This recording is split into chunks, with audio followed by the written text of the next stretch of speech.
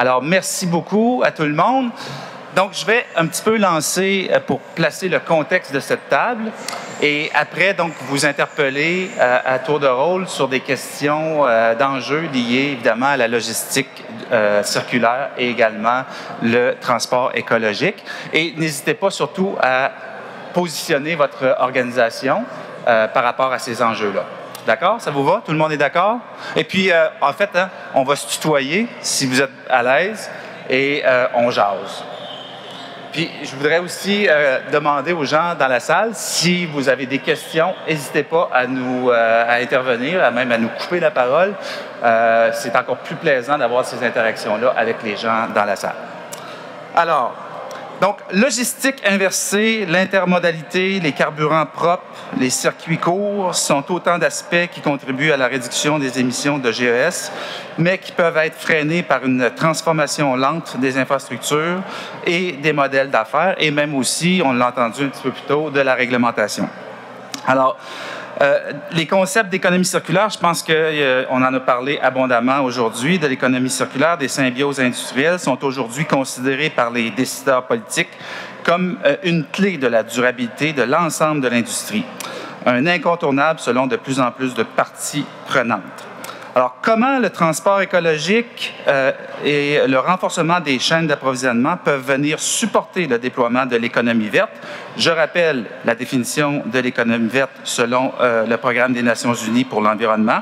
Une économie qui entraîne une amélioration du bien-être humain et de l'équité sociale, tout en réduisant de manière significative les risques environnementaux et la pénurie de ressources. Donc,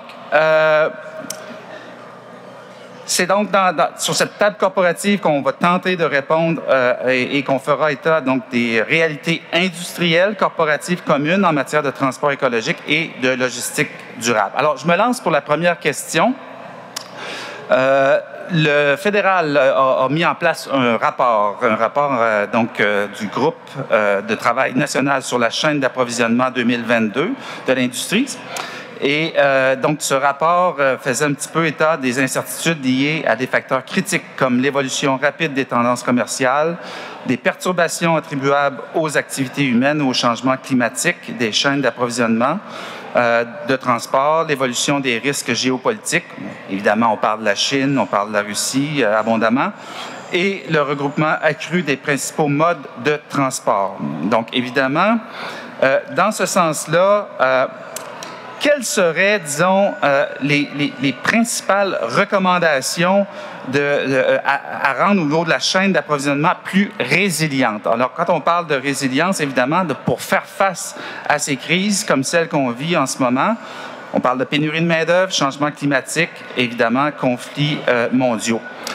Et un peu, est-ce que vous croyez que ces mesures pour favoriser l'achat local et responsable en respectant des règles de commerce mondial, évidemment, et les ententes de libre-échange, pourraient être bénéfiques en ce sens? Alors, déjà, est-ce qu'il y a quelqu'un qui voudrait se lancer au niveau de cette première question, la résilience de la chaîne d'approvisionnement? Quelqu'un veut se lancer? Florent, oui, je me demandais si Florent allait se lancer parce que... je voulais laisser la place aux femmes, honneur aux femmes, mais... Bon. Donc Florent de chez Optel, fournisseur de traçabilité dans les chaînes d'approvisionnement.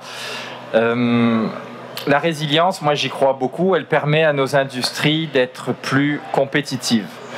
Puis on peut parler beaucoup aujourd'hui de les rendre plus durables, mais j'insisterai sur cette table sur le côté compétitivité.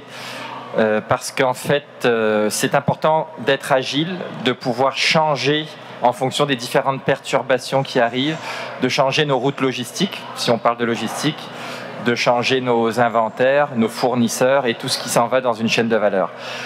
Pour les changer, il faut les voir. Donc la première étape de la résilience, c'est vraiment la visibilité, comprendre, voir ce qu'il se passe.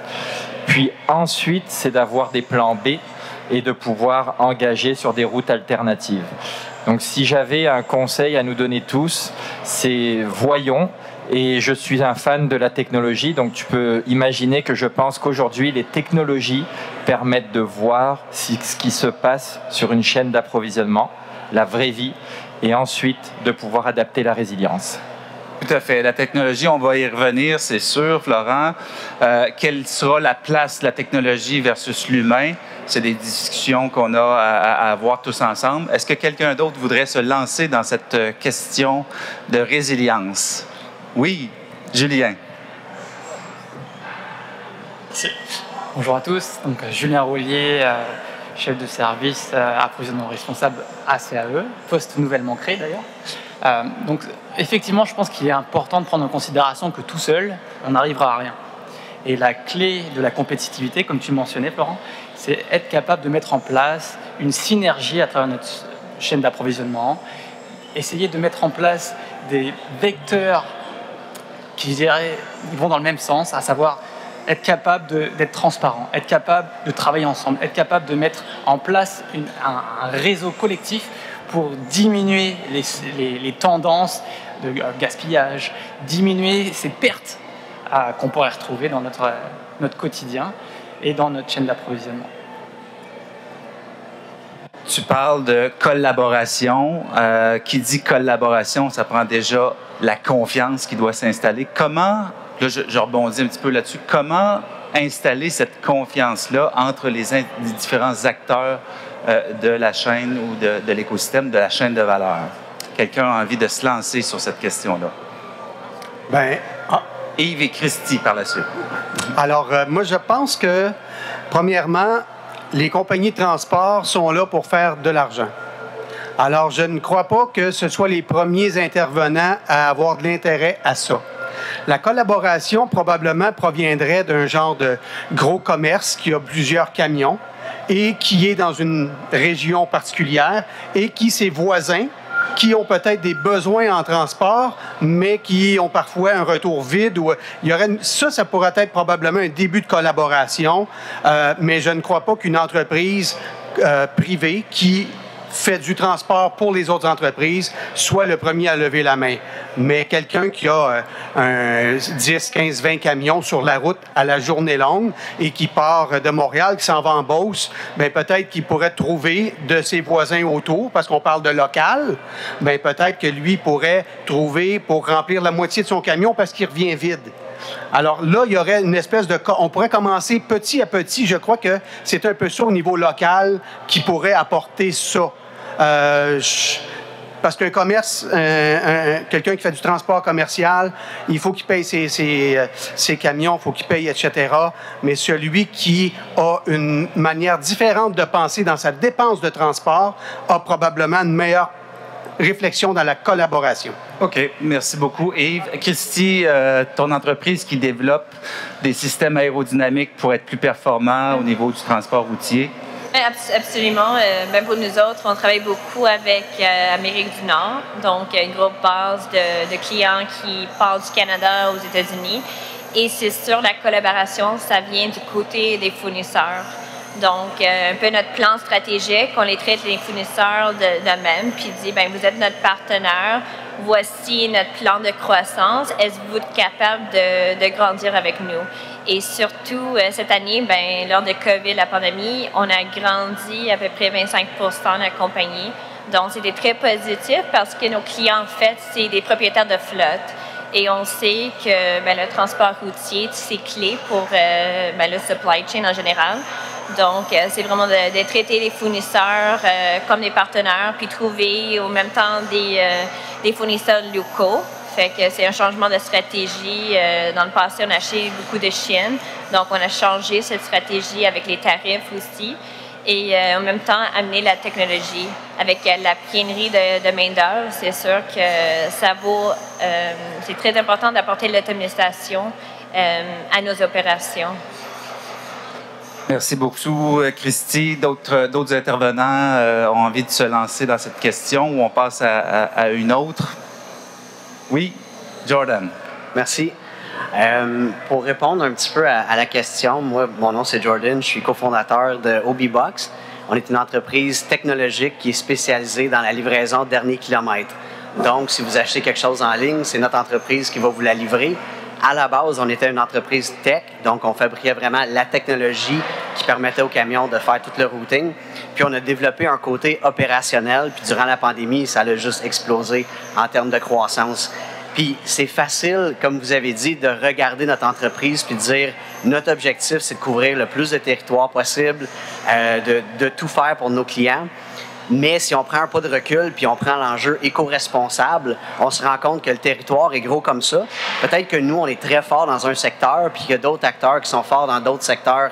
À ce moment-là, tu commences à te poser des questions sur mutualiser tes volumes avec d'autres transporteurs puis sortir un peu du moule économique de dire on doit tout contrôler puis se battre avec nos compétiteurs finalement. Puis, en déployant notre plan d'action climatique qui a commencé avec une flotte de véhicules électriques, bien là, on prend aussi des actions de regarder nos territoires puis dire économiquement, ça fait peut-être du sens, mais écologiquement, est-ce que ça fait du sens? Puis, on commence à laisser des territoires à nos compétiteurs.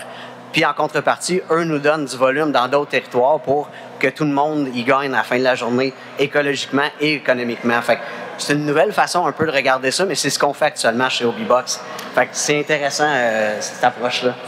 C'est très, très, très intéressant. Donc, on change le paradigme donc de la compétition vers la collaboration, vers le partenariat. J'aime ça. J'adore ça. Petite anecdote, avant de commencer la table, on discutait puis avec Jordan, puis je lui disais, justement, on parlait de logistique inversée, on parlait d'approvisionnement, puis je disais que j'étais un fan d'une entreprise qui s'appelle Altitude Sport, et il disait, ben chez nous, ça. Puis je disais comment c'était efficace de la livraison en 2 jours à la maison, et le retour, si ça ne fait pas, avec le même emballage. Donc, pas plus d'emballage, vraiment. Alors, je tenais à faire ce petit coup-là. Merci. Donc, on va peut-être passer à la deuxième question, si je n'ai pas d'autres intervenants. Alors, celle-ci sera pour Charlène. Charlène, donc, Hydro-Québec. En quoi Hydro-Québec peut-elle avoir une influence significative sur le secteur de la logistique et des chaînes d'approvisionnement durable? Ou plus précisément, comment Hydro-Québec peut favoriser les activités de transport écologique et de logistique circulaire? En fait, ça s'adresse à toi, mais non, ça n'empêche pas, si vous voulez intervenir, vous avez certaines opinions sur Hydro-Québec, j'imagine. Bon. Ben, c'est sûr que nous, en tant que, je parle au nom d'Hydro-Québec, en tant que grand fournisseur de services publics énergétiques, on a d'emblée une incidence majeure dans l'ensemble de vos activités. Je pense que je prends pas trop de risques à dire que vous êtes certainement tous des clients d'affaires d'Hydro-Québec. Et donc, à ce titre-là, on a un impact certainement significatif pour certains dans leur modèle d'affaires, et notamment dans celui qui est propre au transport. Alors, c'est sûr que vous n'êtes pas tous des industries de transport, mais je suis pratiquement sûre que vous êtes des entreprises dont les activités sont soit incarnées, soit soutenues par du transport. C'est sûr que le mandat qu'on a tout particulièrement au sein d'Hydro-Québec à date, c'est de s'aligner avec les visions du gouvernement, donc pour favoriser cette transition écologique au moyen des transports. Puis ça, bon, alors c'est pas forcément facile. Je dirais le produit phare actuellement d'Hydro-Québec en la matière, c'est le réseau public de recharge rapide, donc on l'appelle le circuit électrique, au Québec et un petit peu en Ontario, qui travaille par arrimage en interopérabilité avec d'autres réseaux pour permettre justement de casser ces barrières en fait à la recharge. Mais ça s'adresse à une clientèle qui est plus une clientèle de particuliers. Maintenant, si on veut parler de la clientèle affaires, c'est sûr qu'il y a des mécanismes plus quantitatifs, monétaires, qui vous intéresseraient directement. Donc, c'est la tarification, les initiatives que moi je pense être très importantes en termes de normalisation, de standardisation des méthodes de faire, les initiatives aussi qui feraient un peu effet de levier, comme des programmes en ce moment qu'on conduit beaucoup auprès de gens de transport, notamment les services publics de transport en commun. C'est sûr qu'on doit les aider à favoriser une certaine conversion, soit pour assurer la continuité de leur service, soit chez d'autres clientèles, comme un exemple qui n'est plus confidentiel, les autobus scolaires. On a initié un projet pilote auprès de cette clientèle-là qui doit assurer sa conversion vers un mode de transport électrique et qui a donc cet enjeu de continuité de service. mais d'intégration pour elle, c'est une révolution. C'est intégrer une nouveauté d'exploitation. Donc, c'est pas facile parce que l'électricité, en tout cas au Québec, du fait du monopole d'État qu'on a, c'est une responsabilité sociétale. C'est pas juste un moyen de s'enrichir, c'est surtout un moyen de garantir la continuité de l'ensemble des activités soutenues par le transport. Ça devient finalement le carburant énergétique de vos activités. Mais je pense qu'il faudra l'accompagner d'incitatifs très très forts, puis ça peut être du financement, ça peut être de la normalisation, ça pourrait être, comme disait Yves ou Florent, il va falloir passer par des approches beaucoup plus collaboratives et moi je dirais même communautarisées. OK, merci. Quelqu'un voudrait intervenir sur ce point-là? Non, pas vraiment. Donc, tout le monde est d'accord avec toi, Charlène? Oui. Bien, je vais faire un petit peu de pouce sur les grands donneurs d'ordre et tout ça, parce que en fait, on le sait, dans un contexte où les grands donneurs d'ordre, c'est-à-dire gouvernement, grandes villes, grandes entreprises, ont un rôle important dans la mise en œuvre et le déploiement de l'économie circulaire. Et là, je m'adresse peut-être, effectivement, CAE, Bombardier, Hydro-Québec, évidemment, et d'autres. Quelles seraient les actions prioritaires que ces grands donneurs d'ordre peuvent ou pourraient déployer pour accélérer cette transition, dite essentielle dans un contexte de ressources planétaires finies et limitées? Donc, quelles seraient, selon vous, les actions concrètes sur le terrain, à déployer? Je vais prendre celle-là. Ouais. Je pense que la responsabilité des donneurs d'ordre, déjà, c'est de s'aligner, être capable de connaître le besoin, de l'identifier et de proposer une stratégie commune. Encore une fois, comme je le mentionnais précédemment, tout seul, on n'y arrivera pas. Par contre, si on est capable de s'aligner, d'être capable de présenter des requis qui soient similaires à nos fournisseurs, là, c'est plus une démarche ponctuelle, c'est une démarche industrie. Et ça crée une réelle synergie solide, à mon sens, pour aider nos fournisseurs à s'améliorer d'un point de vue énergétique et environnemental. OK. Miguel, je pense que dans ta présentation tout à l'heure, tu as abordé ce sujet-là un petit peu en travaillant avec vos premiers fournisseurs, deuxième fournisseur, troisième fournisseur. Oui, exactement. Merci, Nicolas. Je pense que c'est très, très important de voir la complexité qu'il peut y avoir dans le transport d'une pièce. Avion, bateau, truck, peut voyager partout dans le monde dans le cas de l'industrie aérospatiale, que c'est mondial. Et on voit vraiment beaucoup d'économies à réaliser si on simplifie un peu plus cette chaîne d'approvisionnement. Et si on commence à inclure des critères, donc ce qu'on pourrait faire, c'est inclure des critères qui vont au-delà du coût, des critères plus d'approvisionnement local, d'une économie sociale, avec un impact positif sur nos communautés, et en même temps des coûts, parce qu'à un moment donné, tu as une meilleure maîtrise des coûts quand tu peux négocier avec quelqu'un qui est local, que quand quelqu'un qui est autour du monde, et c'est pas peut-être une seule personne, c'est comme 3 ou 4 fournisseurs. Donc il y a un challenge, bien sûr, à relever. Il n'y a pas toutes les choses qu'on peut acheter localement. Donc, il faut discuter avec ceux qui ne sont pas locaux, les potentiels de s'installer aux alentours des usines. Chose qui se fait un peu comme avec les grappes aéronautiques. Donc, à Montréal, la plupart des compagnies qui veulent développer quelque chose s'installent autour. Mais ce n'est pas évident. Je pense qu'il faut être transparent. Je pense que mon mot derrière ça, c'est la transparence auprès des besoins et auprès des gains pour la chaîne d'approvisionnement en termes de réduction d'impact, mais aussi pour nous en tant que grand donneur d'ordre. Merci beaucoup, Miguel. D'autres voudraient intervenir? Oui, Luc. Oui, bonjour. Luc Poirier de chez Lumen. Nous sommes le plus grand distributeur de produits électriques au Québec. Donc, on roule à peu près entre 12, 13, 14 000 lignes de commandes par jour. La plupart des entreprises ici sont de nos clients. Et puis, on est vraiment comme un distributeur, on est en l'arbre de l'écorce. Donc, on va essayer de rejoindre toutes les demandes de nos clients et les coordonner avec nos fournisseurs. Donc, on a plus de 3000 fournisseurs chez nous qui à travers le monde. Et on a des clients locaux qui, justement, par exemple, chez Bombardier, qui vont avoir des spécifications sur les caractéristiques. Et là, l'environnement commence de plus en plus à rentrer là-dedans.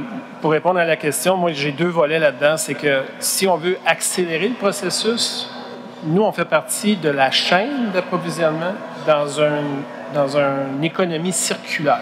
Donc, c'est une chaîne dans une économie circulaire, 2 cercles. Puis, moi, je vois 2 volets là-dedans. Tu as un volet où c'est que les grands donneurs d'ordre privés, ce soit des entreprises manufacturières principalement, doivent être plus sévères envers nous. Et ce chemin-là, dans la chaîne, va se transmettre chez le fournisseur. Nous, on va être plus sévères envers le fournisseur, et ainsi de suite, ainsi de suite. Donc, ça, c'est une étape. La deuxième, c'est, surtout au Québec, c'est le gouvernement. Il faut être plus actif au niveau des législations futures qui vont arriver là-dessus, quitte à, par exemple, le plus bas soumissionnaire. Je sais qu'il y a un projet de loi là-dessus, là, pour le plus bas soumissionnaire, où c'est qu'on va avoir des caractéristiques environnementales dans les appels d'offres publics, ce qui n'existait pas il y a à peine 3-4 ans.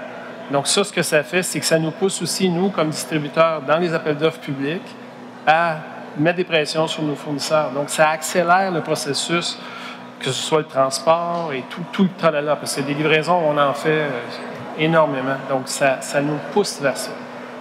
Fait que je pense qu'il y a 2 volets. Il y a l'aspect gouvernemental, législatif, puis il y a l'aspect aussi de la sévérité des donneurs d'ordre privés. OK. Merci, Luc. Je me retourne vers Denis. Denis, je te sentais fébrile de réagir. Ben oui, certainement. Alors, Denis Leclerc d'Écotech Québec. Vous parliez du projet de loi, c'est la loi 12, stratégie du gouvernement au niveau des marchés publics. Enfin, ça ne sera pas seulement le plus bas soumissionnaire. Alors, il y a toutes sortes d'autres critères, notamment les critères environnementaux, énergie, sociaux. Ça fait du bien parce qu'il y a l'exemplarité de l'État qui prend aussi toute la place. On regarde l'État comme les enfants regardent les parents. C'est un peu un modèle. Alors, c'est pour ça qu'il faut saluer cette stratégie-là. Je répète, enfin.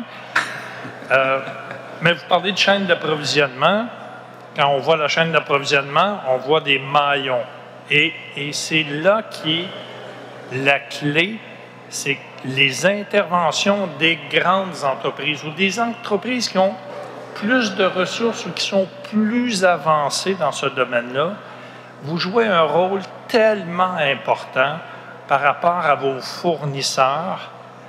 Vous les aidez à mieux saisir quel est leur rôle dans votre chaîne d'approvisionnement et vous les aidez à saisir également leur propre impact sur l'environnement, leur propre impact sur le climat.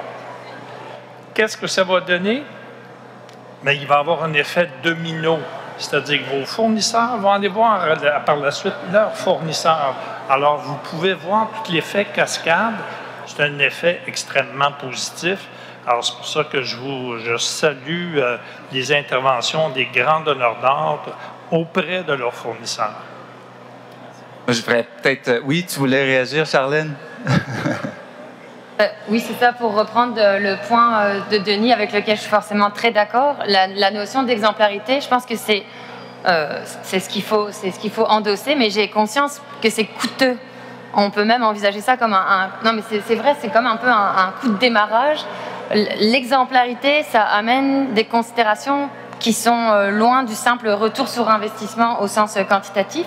Et c'est vrai que Hydro, on peut en parler à travers, c'est ça, le rôle d'acteur de changement qu'on essaye de soutenir dans le contexte de la carboneutralité des déplacements. Il n'est pas seulement investi dans le domaine des transports, il est investi actuellement vis-à-vis de nos fournisseurs, puis on sait qu'ils sont très très nombreux chez Hydro-Québec, et je suis tout à fait d'accord avec le fait que si nous on se force à l'exemplarité, et donc dans ces cas-là on est plus en plein dans la notion des ROSI, on en parlait tout à l'heure ensemble Nicolas, c'est d'aller chercher finalement à investir un peu plus, à réduire en ce moment ce qui me semble être de plus en plus étendu, c'est le fossé entre les considérations de performance financière, auxquelles on est tous très attachés, c'est normal, mais des considérations plus stratégiques de durabilité. Donc ROSI, c'est tout à fait ça, au sens de la sustainability, hein, pas de la sécurité. Et je pense que le plus on va incarner en fait ces activités plus durables, plus circulaires, plus propres en fait, le plus qu'effectivement par effet induit ça va bénéficier aux autres, mais aussi ça va s'incarner dans nos requis d'approvisionnement et peut-être même dans nos produits. Donc c'est vraiment d'envisager finalement un cycle de vie beaucoup plus vert. Je peux rebondir? Oui, tu peux rebondir. Hein? Tout le monde peut rebondir. OK, je rebondis. Retour sur l'investissement, il faut le regarder dans son ensemble. Combien ça coûte recruter un employé? Coûte très cher, n'est-ce pas? Alors, aujourd'hui, de plus en plus, on voit des études qui démontrent que des gens veulent travailler pour des entreprises responsables, durables, qui prennent leur place. Alors, la rétention, l'attraction de la main-d'œuvre, ça coûte très cher. Ça devrait rentrer dans votre retour sur l'investissement. Deuxièmement, je ne parle pas de la société d'État, mais parlons des entreprises privées. Les entreprises privées, j'en parlais plus tôt ce matin, votre coût en capital, allez chez votre banquier chercher de l'argent. Surtout en ce moment, les coûts d'intérêt, c'est assez élevé. Les institutions financières ont de plus en plus de programmes qui vous permettent de payer quoi? Moins d'intérêt. Si vous respectez vos engagements par rapport au climat ou à l'environnement, au domaine social que vous avez élaboré, vous voyez, il y a plein d'avantages et faut l'inclure dans le retour sur l'investissement. Voilà, les fameux critères ESG, entre autres.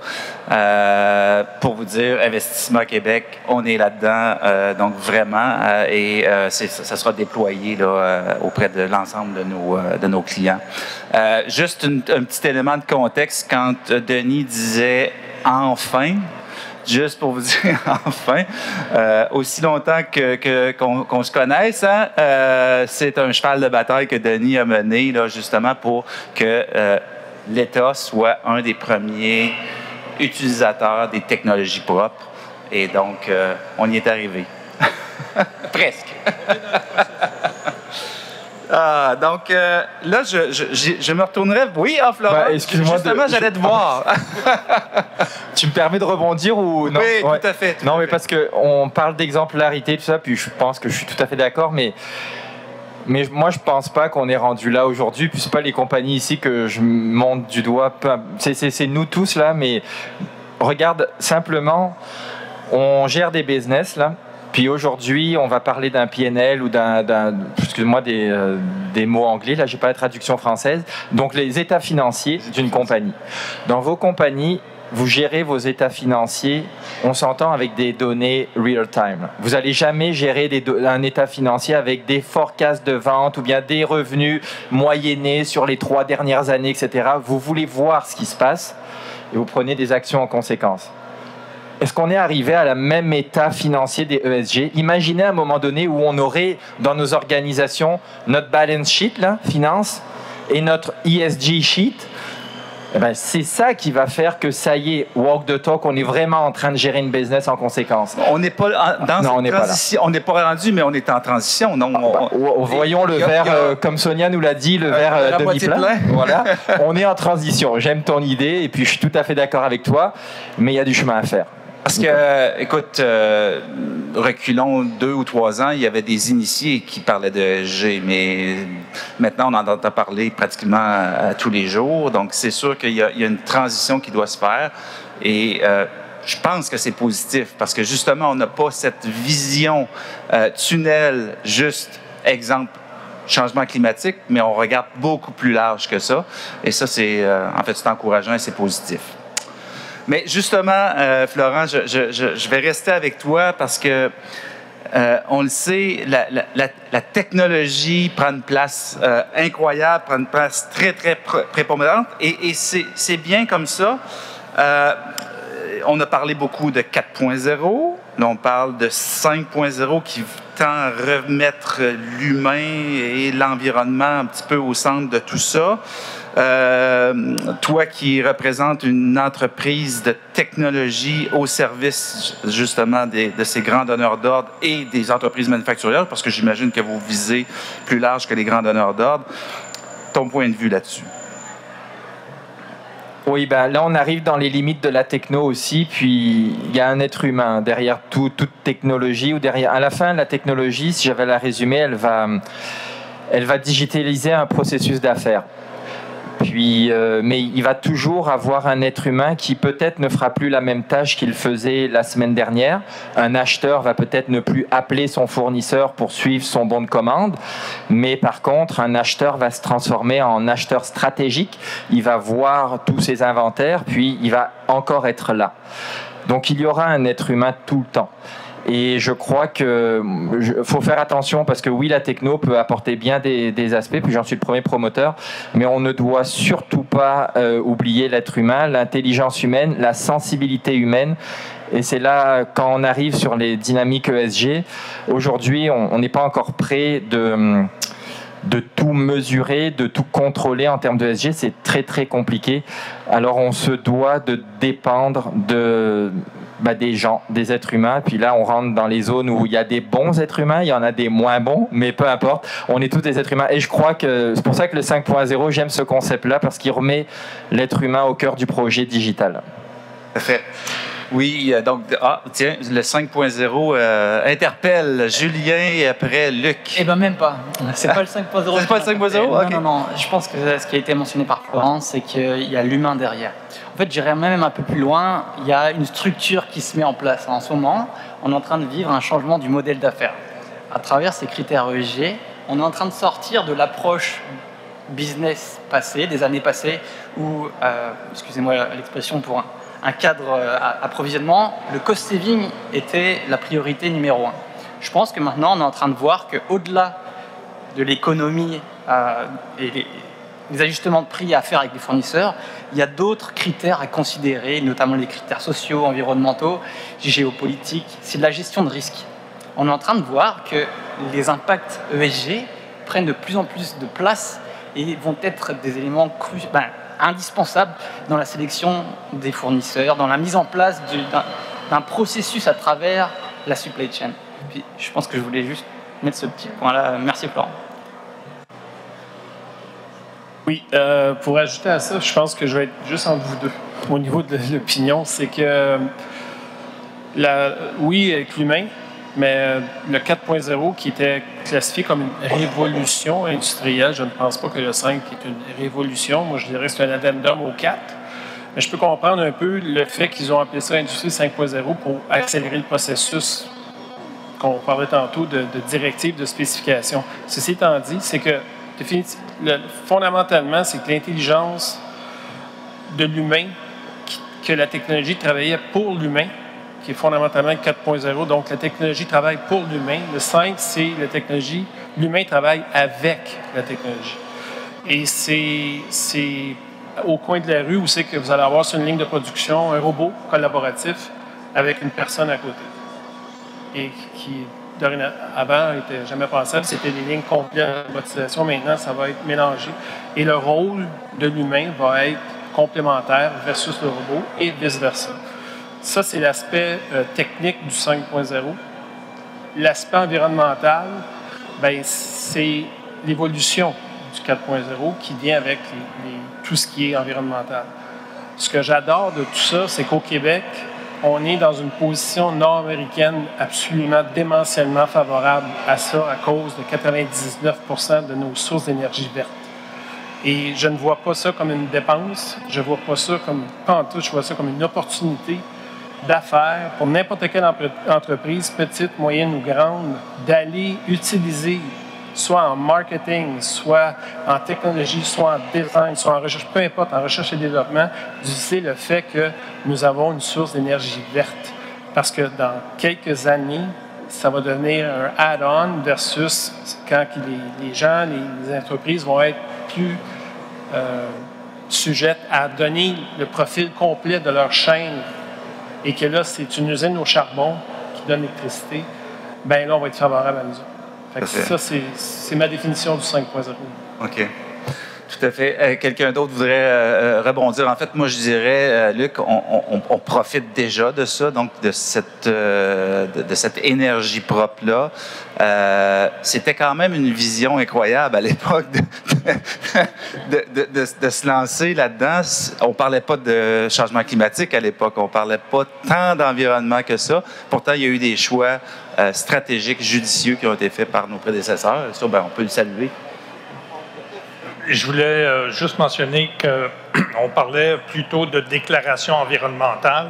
Moi, j'ai plus le goût de parler de bulletin environnemental d'un produit. On est chanceux, comme tu mentionnes, l'électricité verte. C'est pour ça qu'il faut électrifier davantage nos entreprises, nos chaînes de production. Mais il faut le regarder de façon holistique. Il n'y a pas seulement l'énergie, c'est comment on peut faire pour utiliser moins d'eau, moins de produits chimiques, générer moins de déchets, parce que ça fait partie du bulletin. Puis je me souviens, je vais trahir mon âge, là, mais il y a quoi, une vingtaine d'années, quand Timberland, c'est une compagnie de chaussures. Quand vous achetiez une paire de chaussures Timberland, vous aviez un petit bulletin qui disait dans le temps, voici les émissions de gaz à effet de serre, voici la quantité d'eau, puis voici, je ne me souviens pas le troisième aspect. Saviez-vous, moi, je ne savais même pas si c'était bon, le petit bulletin ou pas.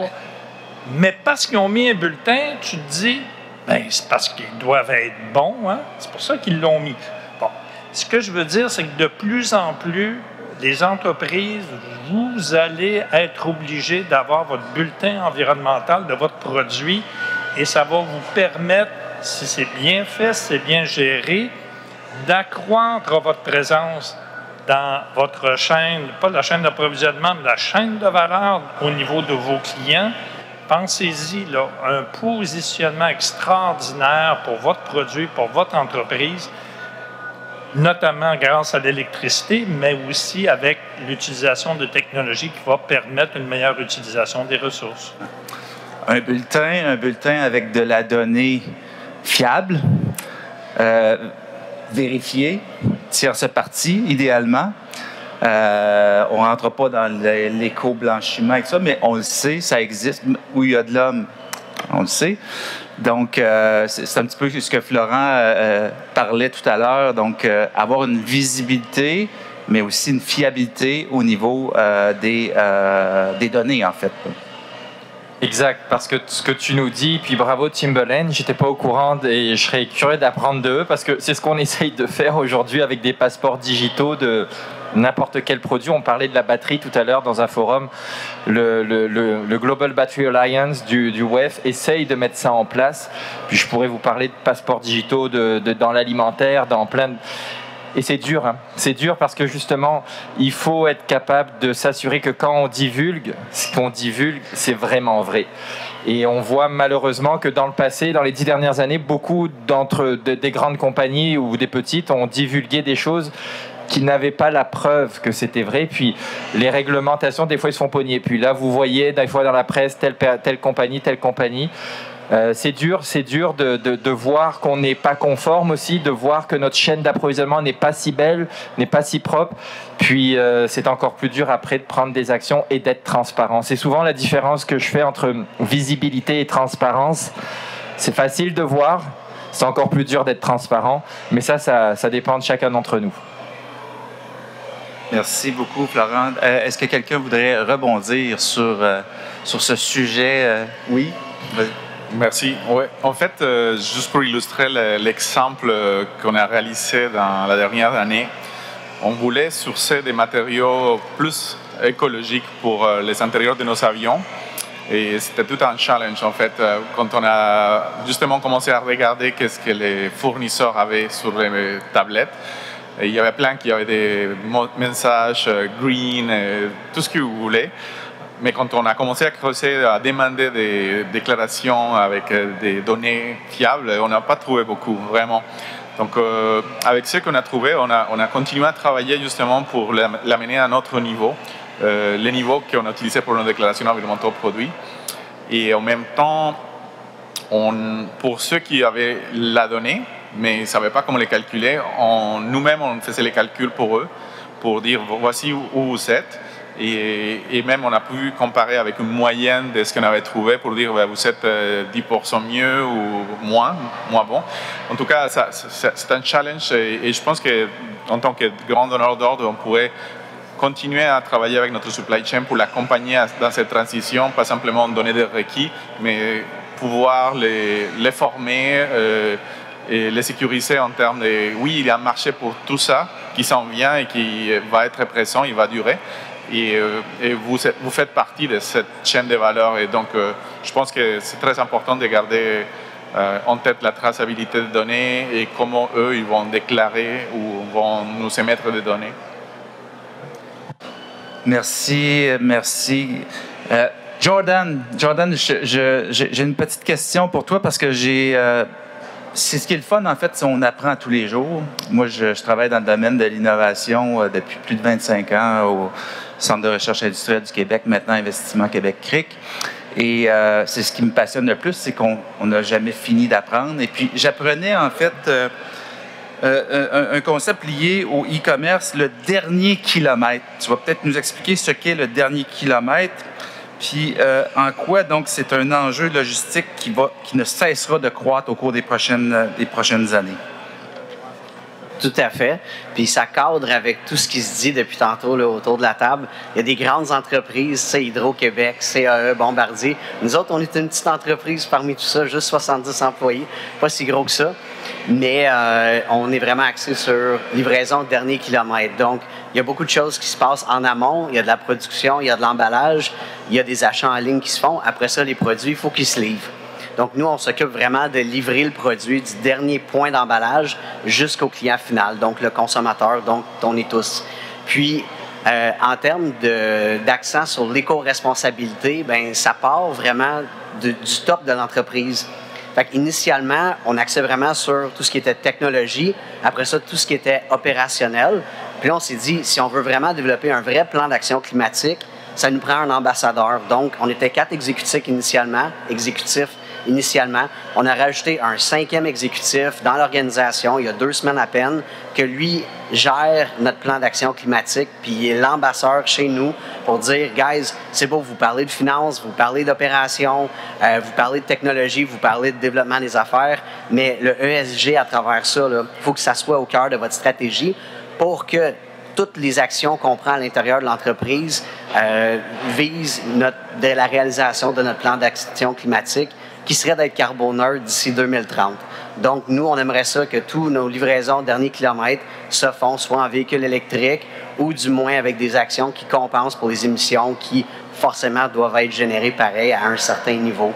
Puis que ça soit au cœur de la stratégie avec un ambassadeur dans l'entreprise qui s'assure que notre ADN reste axé sur tout ce qui est ESG. Longue réponse un peu, mais ça cadre un peu ce qui est le dernier kilomètre, puis qu'est-ce qu'on fait aussi, point de vue réduction de gaz à effet de serre aussi. OK. Est-ce que vous êtes une exception dans le marché ou est-ce que c'est pas mal répandu, donc cette façon de faire-là, et donc l'utilisation justement des véhicules électriques, etc.? Et je pense que oui, parce que nous autres, initialement, quand on a eu l'opportunité d'acheter notre premier véhicule électrique, on a dit, OK, on va en prendre un pour commencer, puis on a eu accès à 5, on en a acheté 5, on a eu accès à 10, on en a pris 10, on a eu accès à 20, on en a pris 20. Ils sont quand même dispendieux, puis pour une entreprise de notre taille, c'est rare d'investir autant dans justement la technologie verte. Puis après, il faut gérer cette flotte-là.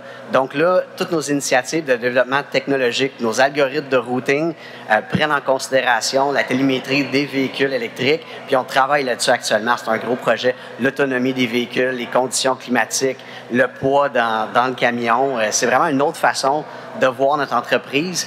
Puis tu sais, j'en ai parlé un petit peu tantôt. C'est pas juste les véhicules, mais c'est les actions que l'entreprise prend aussi. Tu sais, on parlait de gestion de territoire. De regarder notre territoire et de dire « Hey, on n'est pas assez bien optimisé, il y en a un autre qui le fait mieux que nous autres, on va lui donner notre volume. » C'est vraiment une autre façon de regarder notre business. Fait que ça devienne notre ADN de dire « Oui, on veut être carboneutre, puis on prend les actions pour le faire. » C'est pas juste du greenwashing. Mais je pense que ça part de l'exécutif, ça descend à travers tout le monde, puis il faut que tout le monde sache, c'est ça notre objectif, tant nos clients que nos partenaires, bref, tout le monde avec qui on travaille finalement. Fait que, est-ce qu'on est l'exception? Espérons pas trop, mais peut-être qu'en ce moment, on est avant-gardiste un petit peu, oui. OK, c'est bien, c'est bien. C'est difficile, hein, d'ouvrir la trail, comme on dit, mais en même temps, c'est tellement gratifiant. Yves, en fait, on parlait de collaboration tout à l'heure, puis je pense que tu l'as amené, Jordan, donc justement de mutualiser certains services du fait pour éviter de transporter du vide. Oui. Ça se fait-tu pas mal, ça, dans l'industrie? Dans l'industrie, non, parce que dans le monde de la valorisation des déchets valorisables, recyclables, les gens gardent beaucoup les matières pour eux. C'est comme un peu un secret. Quand tu as un fournisseur, tu ne veux pas te le faire voler. C'est un gisement? C'est un gisement, puis il ne faut pas que personne y touche. Nous, dans l'industrie du plastique, on est à peu près 8 au Québec qui faisons ce genre de travail-là. Et on se parle, on se voit, on se transige entre nous. Donc, moi, où je vois qu'on a un impact depuis plusieurs années, c'est que jadis, ces matières-là s'en allaient à l'enfouissement. Donc, dans un conteneur, un roll-off qu'on appelle, ou un compacteur, il mettait 2, 3 tonnes, 4 tonnes, et puis ça partait, puis ça s'en allait au site d'enfouissement far away. Aujourd'hui, la stratégie qu'on a développée avec les fournisseurs de matières, c'est qu'on les aide à mieux emballer, mieux préparer, mieux conditionner les déchets. Ça va augmenter le volume.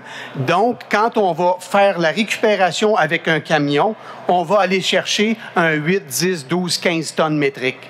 Et ça va rester local. Ça ne partira pas à Saint-Nénuphar ou Sainte-Sophie ou loin avec des camions. Donc, au niveau du GES, je pense que ça fait déjà des années qu'on travaille un peu dans ce sens-là. Moi, mon modèle d'affaires, c'est que je fais affaire avec de la sous-traitance à 100 %. Et quand je vais chez un fournisseur, par exemple Novolex, qui est à Saint-Laurent, hein, il fournit à peu près 4 voyages de plastique déchets par semaine. Bien, quand le camion part de là, moi, j'ai été répartiteur chez Vidéotron 10 ans. Donc, la dispatch, c'est naturel chez moi. Je le fais passer, j'y fais faire une ronde de lait. Donc, il va ramasser 8 palettes là, 7 palettes là, puis il va arriver à l'entrepôt, il va avoir presque un voyage plein.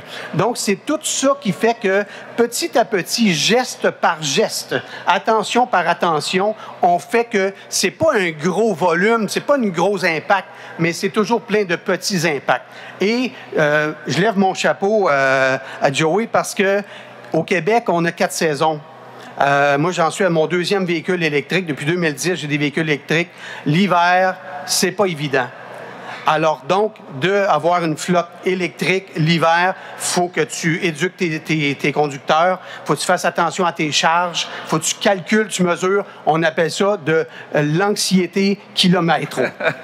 Mais justement, Jordan, veux-tu réagir là-dessus? Je pense qu'il y a cette formation-là dans votre entreprise, hein, au niveau des chauffeurs.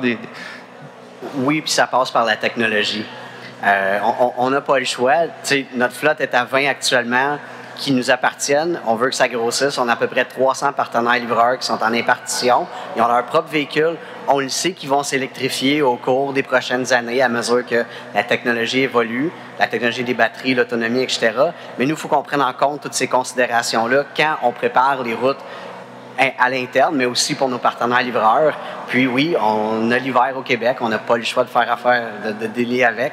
Fait qu'on doit tenir compte du type de conducteur, du poids de la charge, de l'autonomie du véhicule, des conditions climatiques. C'est drôle, moi-même, je viens juste de changer pour un véhicule électrique depuis hier. Puis l'anxiété du kilomètre, je le vis déjà à 79 % de batterie. Fait qu'on on se comprend.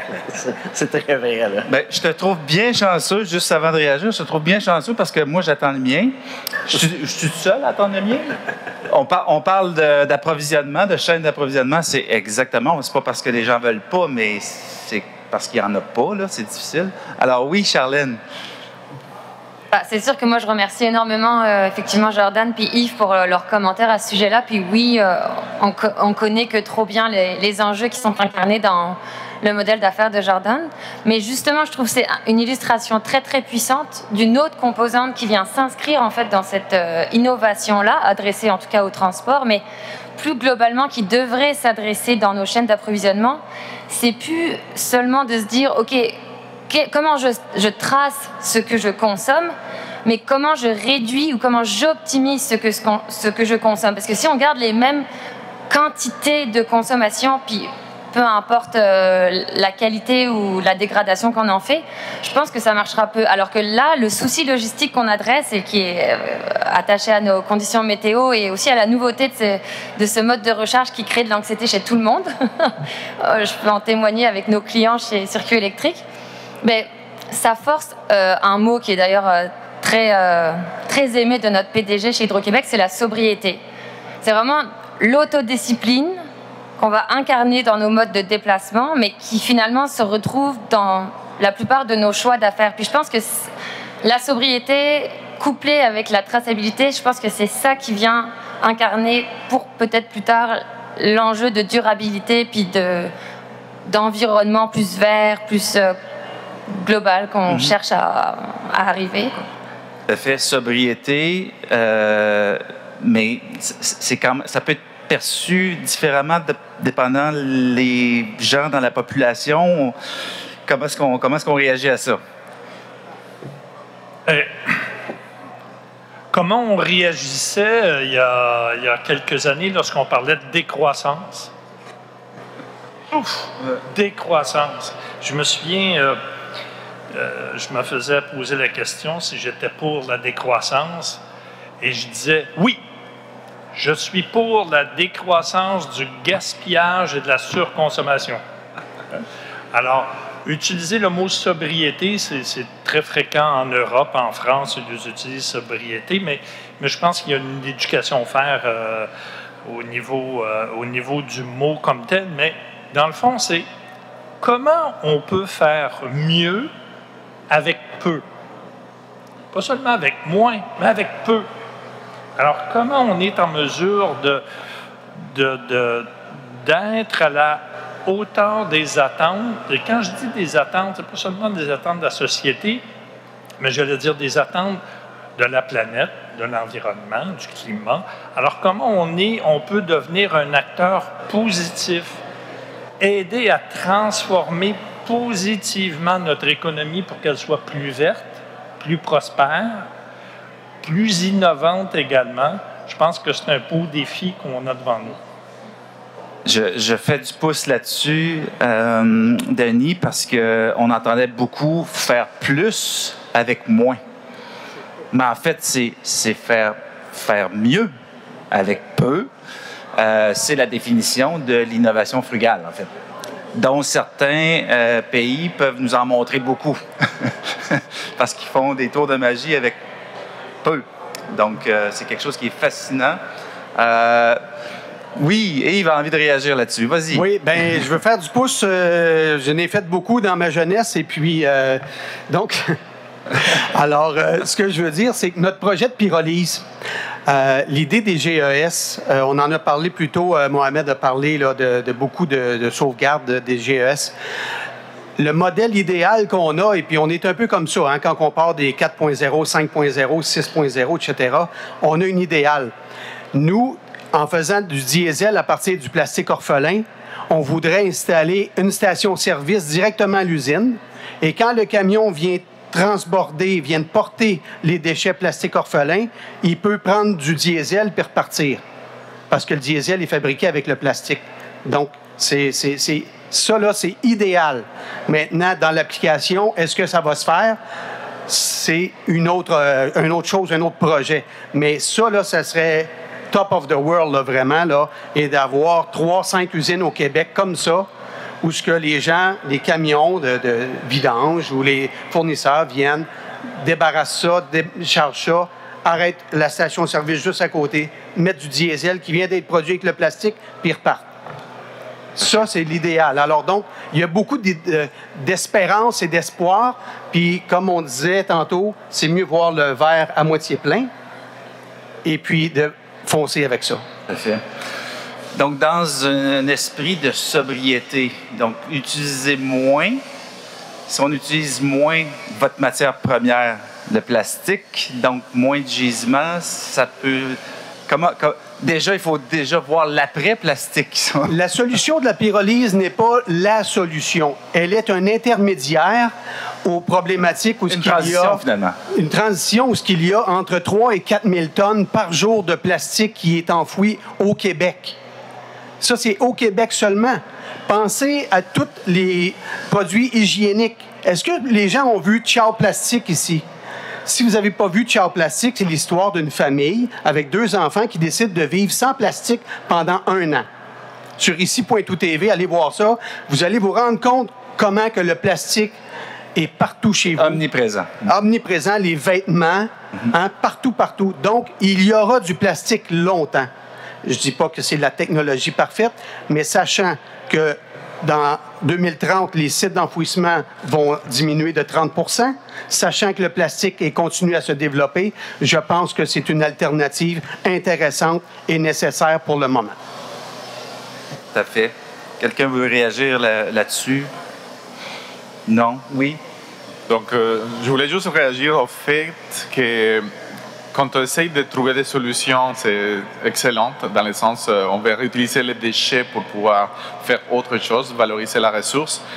Et, par contre, il faut tenir toujours compte de l'origine de cette ressource. C'est-à-dire quand vous utilisez du plastique qui a été fait à base du pétrole, pareil, on est en train d'utiliser du pétrole. Donc la molécule CO2 qui vient du pétrole, on est encore en train de la brûler et l'émettre dans l'atmosphère. Donc oui, peut être une solution intermédiaire, mais à un moment donné, il faut que cette molécule CO2 provienne plutôt de la nature et pas vraiment enfouie dans la terre. Donc des analyses comme du cycle de vie qui nous permettent de voir cette complexité que des fois on ne tient pas compte et éviter ce qu'on appelle le transfert de pollution. Dans les combustibles, on les voit souvent, donc des déchets qui viennent aussi des sources fossiles, pareil, c'est la même molécule qui se retrouve dans l'atmosphère. Donc je pense que dans le cas du pétrole et du plastique, il faut garder dans l'esprit comment on peut mieux utiliser une ressource comme le pétrole pour faire des choses à haute valeur ajoutée et pas simplement la brûler. Donc c'est très intéressant de voir cette transition et de l'encourager. Tout à fait. Moi, j'aimerais ça peut-être aller on revient peut-être aux outils. Mon collègue en parlait ce matin. Donc, Investissement Québec a mis en place un calculateur de coûts réels d'importation.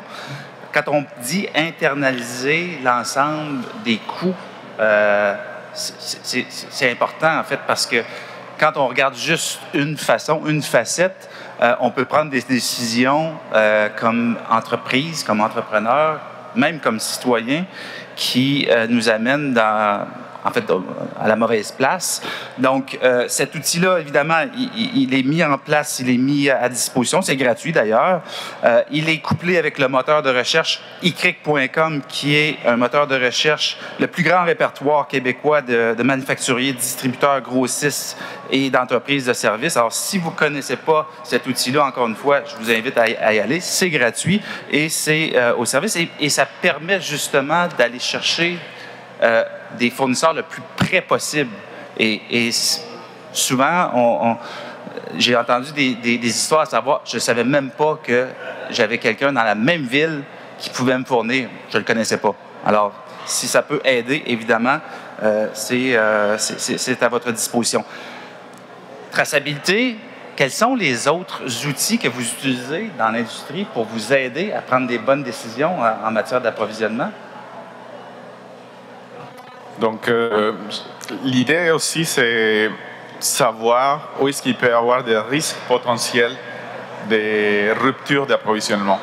Donc, les aspects de la guerre, par exemple, les aspects comme une ressource qui est très utilisée dans un pays, mais qui a une réglementation qui va l'interdire dans les prochains mois ou les prochaines années. tous ces risques, cette gestion de risques, c'est très important et doit être intégré dans l'analyse de sélection des fournisseurs, mais en même temps d'éviter une cassure, une rupture d'approvisionnement dans les moyens court terme. À long terme, bien sûr, il faut penser à avoir une approvisionnement plus locale. Mais je pense que le fait de définir c'est quoi les critères de risque et combien ça va coûter, si on ne gère pas les risques, c'est très important pour la prise de décision. OK. Oui, Julien, chef de service Appro durable, j'imagine que tu en as plein d'outils, toi. Écoute, j'ai envie de te dire, ça s'en vient. Non, pour rebondir sur ce que disait Miguel, c'est assez intéressant. Oui, l'outil numéro 1, c'est le monitoring des risques. Quand on deal avec plusieurs pays, des milliers de fournisseurs, il faut être capable de connaître le risque potentiel associé à la géolocalisation du business. Alors qu'est-ce que ça veut dire ce mot-là? C'est concrètement, c'est pas juste je vais faire du business parce que l'aspect prix, encore une fois, est intéressant. Non, on prend en considération plein d'autres risques, les risques géopolitiques, les risques, les conflits minéraux, tout ça à prendre en considération, avoir un monitoring clair. Maintenant, j'aimerais aller un peu plus loin que juste l'outil. Si on veut réussir tout ce qui est associé aux transitions environnementales, énergétiques, même sociales, il faut mettre en place dans les compagnies, rien de nouveau là, des systèmes. C'est quoi un système environnemental? C'est pas juste un outil, c'est un processus qui permet de mandater plusieurs personnes dans l'entreprise pour apporter les insights nécessaires pour suivre l'évolution des besoins de la supply chain. Parce qu'aujourd'hui, l'aspect qui a été mentionné par Florent, qui est le risque numéro 1, c'est de rester sur l'image à un instant T et de s'y tenir. Mais la supply chain, si on est tous ici là, alors je pense qu'on va être d'accord là-dessus, c'est que ça évolue. Ça évolue avec plein d'aspects, plein de critères. Il faut avoir cette vision du risque et à mon sens, ça passe par un positionnement systémique dans l'entreprise. Merci Julien. Luc? Concrètement, quand on parle de solutions un peu comme Jordan parlait tantôt, des choses qui sont classifiées très avant-gardistes dans ton modèle, des choses comme ça. Concrètement, pour des entreprises aujourd'hui, ce qu'il y a de disponible de façon rapide, ben, chez nous, on a utilisé l'intelligence artificielle pour la gestion de stock. Parce que des livraisons, on en fait énormément. Donc, on a fait un robot palettiseur. On a installé un robot palettiseur qui va géographiquement. Tu parlais tantôt de critères de risque. Tout ça, ben, c'est la géographie dans notre cas. Puis, on va optimiser nos palettes selon le transporteur pour qu'il puisse avoir le plus d'efficacité possible puis le moins de kilométrage dans son domaine. Puis, où est-ce que je veux venir par rapport à l'intelligence artificielle, c'est que je pense que ça fait 3-4 ans, mais il y a toujours des gros ouragans à chaque année. Là, puis je pense que c'est 3-4 ans, il y a eu un ouragan qui avait endommagé sévèrement Puerto Rico. Puis, à mon grand étonnement, 80% des étrangleurs, mieux connus sous le nom de tie wrap, 80% sont fabriqués à Puerto Rico. On ne savait pas. On a eu une pénurie démentielle. Pour parler de facteurs de risque, bien, on regarde à installer une intelligence artificielle qui va voir justement la météo associée aux risques de nos fournisseurs qui sont positionnés géographiquement et faire de l'analyse prédictive et prescriptive sur nos commandes futures de stock.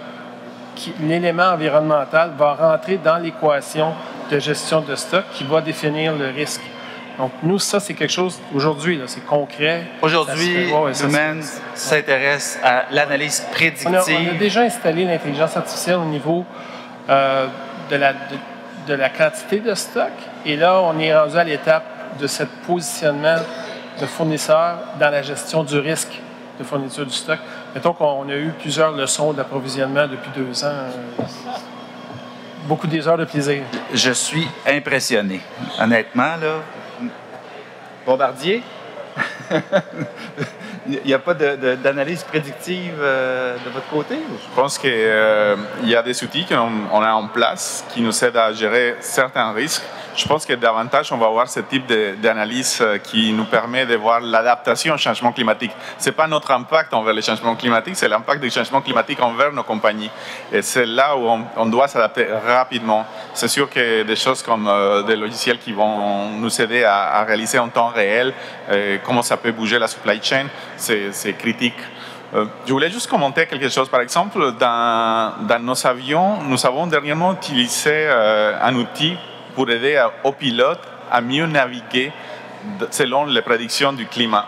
À un moment donné, ça va réduire aussi la consommation de carburant, mais ça tient compte justement de tous ces changements, ce qui est encore plus complexe chaque jour à cause du changement climatique. Il y a beaucoup plus de tempêtes, beaucoup plus de mouvements, de courants, tout ça. Donc, on a offert dernièrement dans un de nos produits une application que le pilote pourra utiliser justement pour mieux naviguer, réduire sa consommation de carburant et arriver à temps plus rapidement. Donc, je pense que dans la gestion de la logistique et des stocks, c'est quelque chose qu'il faudrait inclure. Tout à fait, tout à fait. Oui, Florent. Oui, dans les outils aussi, j'aurais aimé amener la notion de... Il y a des outils de supply chain execution. Donc, on place des PO, on place des bons de commande et tout ça. Ça c'est la base, puis je crois que ça existe. Ensuite, on va avoir des outils de planning, supply chain planning. Puis ça, il y en a aussi. Et je crois que nos entreprises doivent s'équiper avec de tels outils.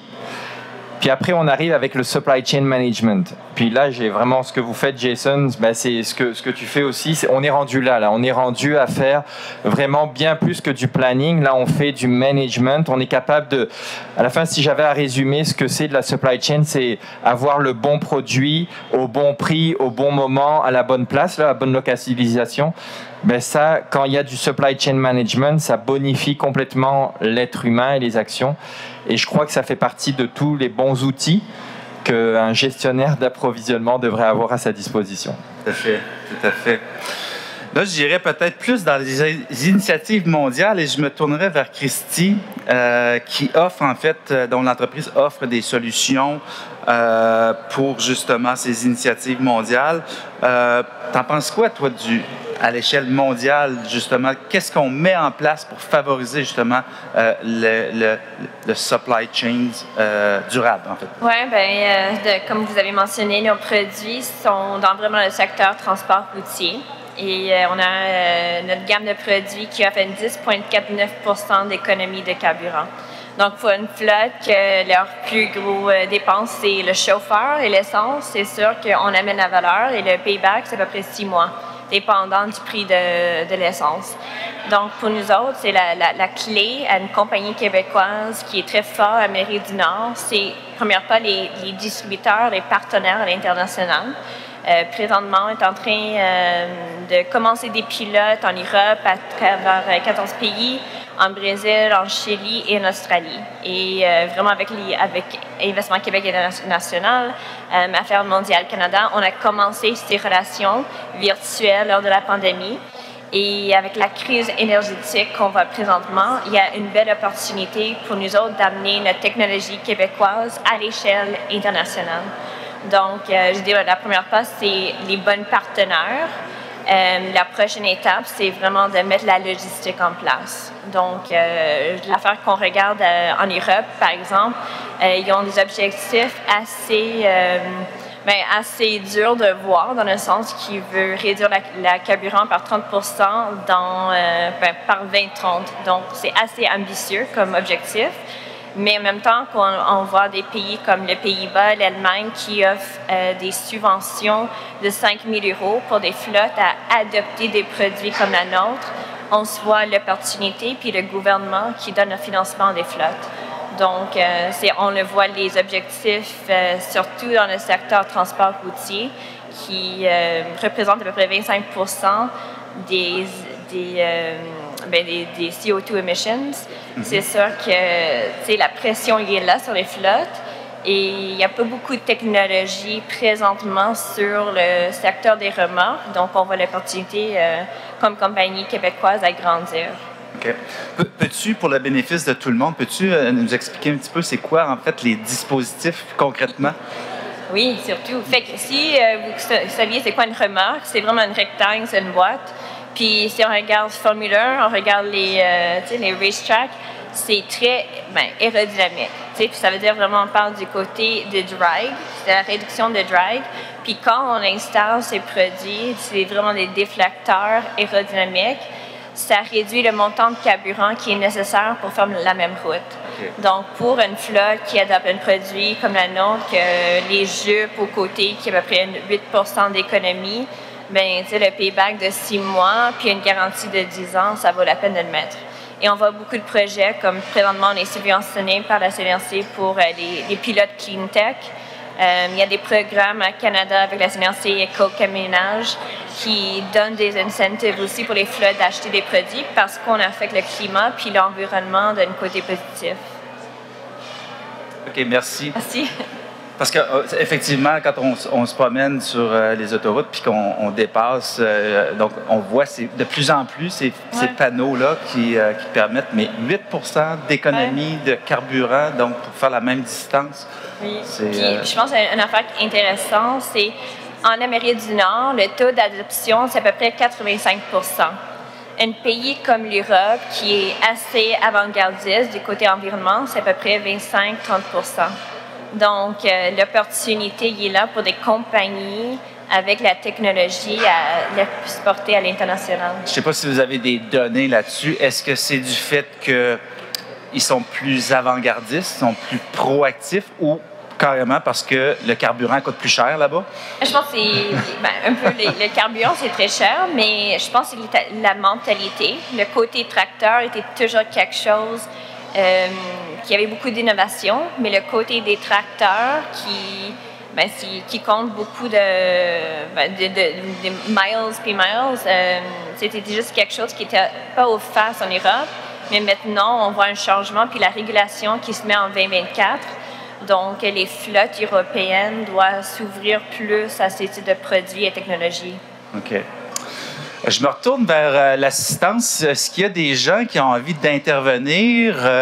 Oui, il y a un micro. Audrey, elle a le micro, qui aurait envie de profiter, en fait, de ce panel-là d'experts en approvisionnement durable et transport écologique pour poser la question qui tue. Non. Non, il n'y a personne qui a envie d'intervenir. Bien, écoutez, s'il n'y a personne qui a envie d'intervenir, j'aurais envie peut-être de commencer à conclure ce panel-là. On parlait de bulletins. On a parlé beaucoup de bulletins aujourd'hui. Sonia de Recycle Québec, PDG de Recycle Québec, qui nous parlait du 3,5, le taux de circularité. Ce qu'elle n'a pas dit, c'est qu'on n'a pas besoin d'arriver à 100% pour atteindre nos cibles. En fait, il s'agirait seulement que de multiplié par 2 à l'échelle mondiale, donc passer de 8,6 en taux de circularité à 17 % pour réduire, en fait, pour limiter à 2 degrés, le réchauffement planétaire. Fait que c'est peut-être la bonne, on va se le dire, c'est peut-être la bonne nouvelle. On n'a pas besoin nécessairement. Tant mieux si on va à 100, mais je ne pense pas qu'on va pouvoir nécessairement l'atteindre. Il nous reste encore 15 minutes à notre panel. S'il y a des questions dans la salle, il n'y a pas de questions? Non, personne ne veut intervenir? Non? Ben, écoutez, moi s'il n'y a personne qui veut intervenir, je conclurai, en fait, ce panel-là. J'ai retenu, puis j'ai des mots-clés. Des mots-clés. Première chose, confiance. Se faire confiance, parce que les défis sont effectivement extrêmement grands. Se faire confiance pour amener vers la collaboration. J'ai retenu aussi l'action. Ça ne sert à rien de rester à rien faire parce qu'on n'y arrivera pas. Florent t'a amené beaucoup visibilité et puis transparence. Transparence, puis ça, je pense que c'est un mot-clé. Donc, je suis très heureux, en fait, d'avoir animé cette table-là. Je suis très heureux d'avoir échangé. Et puis, écoutez, merci beaucoup. Oui. Ah, mais il te manque un mot-clé, là. Oh, oui, lequel? Oui. Lequel? Luc nous a appris que Météo Média faisait partie maintenant, était devenue une lumière sur son tableau de bord de lui-même. Non, mais quand même. Oui, tout à fait. Pourquoi? Ben, c'est de la donnée disponible, fiable, gratuite. En plus. En plus. Donc, pourquoi pas l'utiliser, effectivement. Non, je voudrais juste dire un merci à Excellence Industrielle Saint-Laurent pour avoir organisé cette table corporative. Je voudrais remercier aussi tous les participants de dernière minute aussi. Merci beaucoup. Hein? Et merci aussi à notre hôte, donc Bombardier, pour nous avoir accueillis dans ces... Puis, écoutez, moi, ça fait plusieurs conférences, plusieurs forums. C'est la première fois que je fais ça dans une usine. Je pense que c'est une excellente idée.